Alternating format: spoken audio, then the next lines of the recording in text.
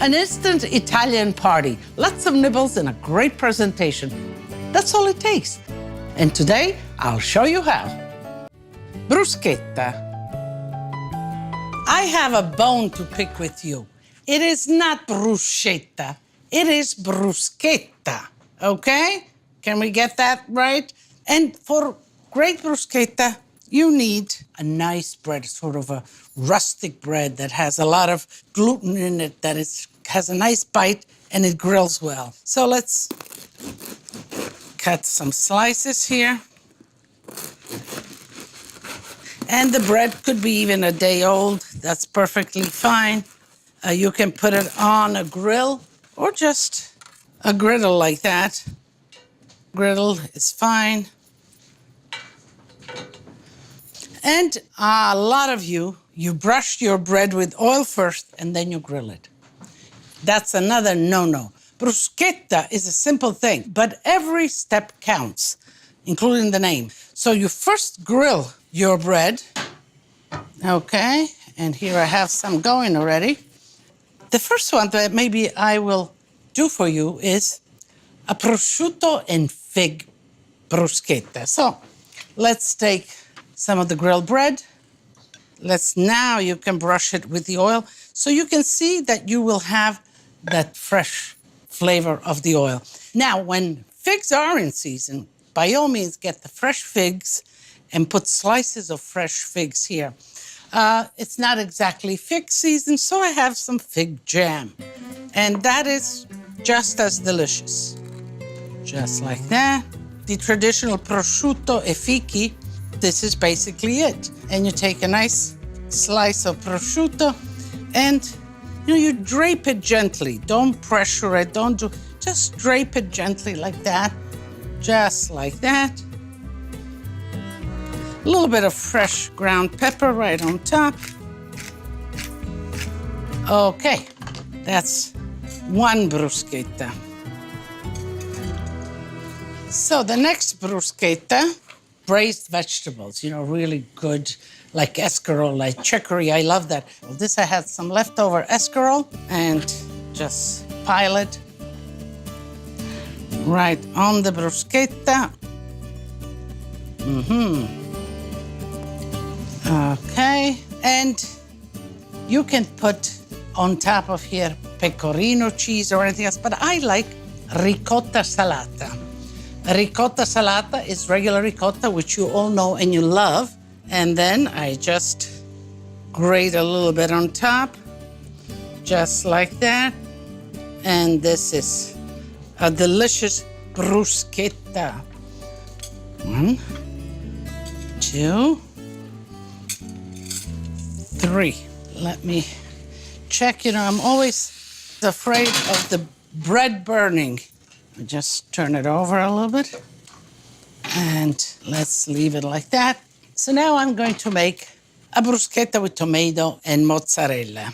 First, always a little bit of brushing with the oil so the flavor comes in. And here I have some beautiful heirloom tomatoes. So I would do this. You can chop the tomatoes up, but this is so beautiful that I would just do like this. And a little bit of mozzarella. Let me put just a little bit of salt on that and maybe a little drizzle of oil on that tomato. And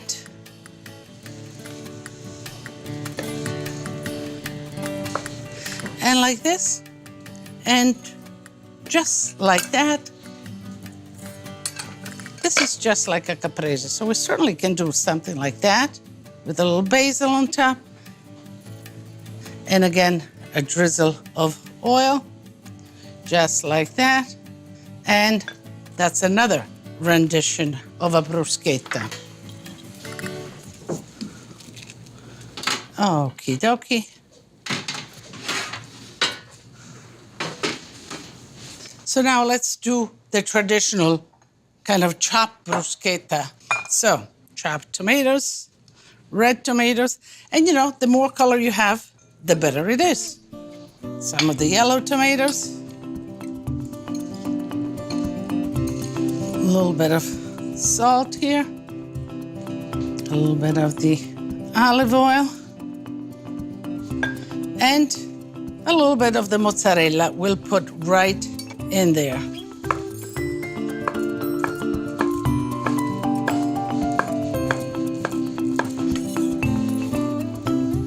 little bit of basil in there.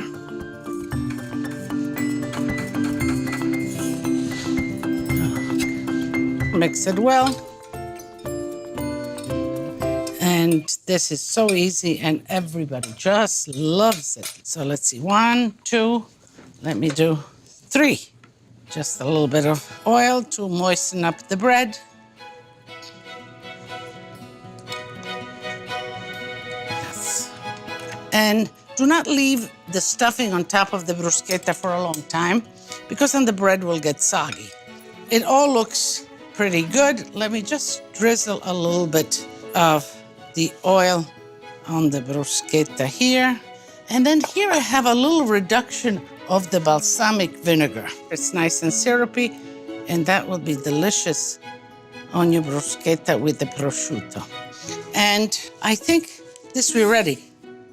You know, I love it when you come to my social media. It's a great way of us to stay in touch, keep communication going, and I answer the questions that you want to know. So here is Rosie Costantino from Mineola, New York. What kind of bread is best for bruschetta? And we discussed that. A nice country bread that has, you see all these little kind of holes in there. That means that the gluten is worked well. So you want a good country bread, grill it properly. And of course, the oil only after it's grilled. And then she wants to know also, what is Grandma's favorite topping? Well, Grandma's favorite topping is here. And that is, she loves her tomato, she loves her mozzarella, with a drizzle of olive oil. She really, really enjoys it. So now I want to make one for myself. I think I'm going to do a little prosciutto with a little bit of fig jam. Just like that. A nice draping of prosciutto. And when you get your prosciutto, make sure that it's nice and thin, because if it's too thick, then you don't have this effect. A little bit of pepper. And a little bit of balsamic reduction. And I am going to taste it. To us.